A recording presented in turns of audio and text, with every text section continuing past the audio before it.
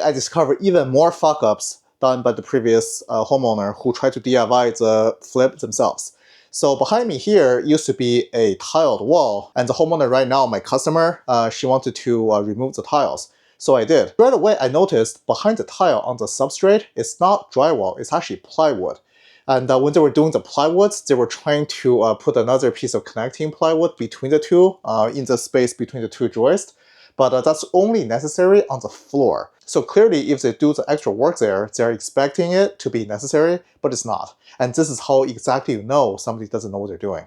And the biggest trouble right now that I see is in this vent above me. When I took the wall down, I noticed the exhaust hose for the vent fan coming down here. So immediately I noticed this is undersized for the hole. Because for a bathroom fan in Canada, you are supposed to have a 4-inch exhaust, and this looked like a 3-inch hose. They reduce this from a 4-inch exhaust on the fan to the 3-inch in the hose. Not only that, for some inexplicable reason, they actually use a piece of hard metal vent to bend this up and closer to the inside of the room before bending back down 180 degrees and going back out. This effectively created an extremely big kink in the hose. So no wonder my dust extractor outside has been so weak for so long, because this hose was 1, undersized, and 2, had a huge kink in it. So that's just crazy how much incompetency there is in this whole project. Today I cleaned all the floor in this entire project. I did the degrease disinfect and efflorescence removal. So I got a closer look at this toilet flange. So I told you guys before there wasn't a wax drain between the drain and the toilet. That is true. But today I discovered they actually did put a wax drain underneath the drain. So what happened was they installed this fixer upper and put a wax ring there. That's fine.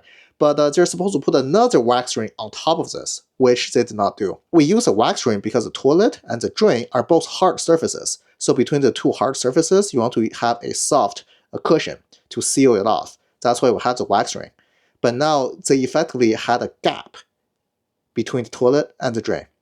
And that's what caused this whole bunch of sewage leak all over the entire bathroom. So now once this dries up in a couple days, we'll be able to tile over it and it'll be fine. So that's just another reason why you never want to go with a DIY flip home. It's way better if you buy a crappy home and then hire the contractor yourself. At least then you have some control of the quality of the labor you bring in and have some supervision during the process. Because I get it, not everyone is going to have access to a trustworthy, transparent contractor like me. So your next best shot will be to hire your own contractor and supervise yourself. Leave a like, comment, and follow. Check out other videos in this series and share this video with somebody else looking to buy a home right now.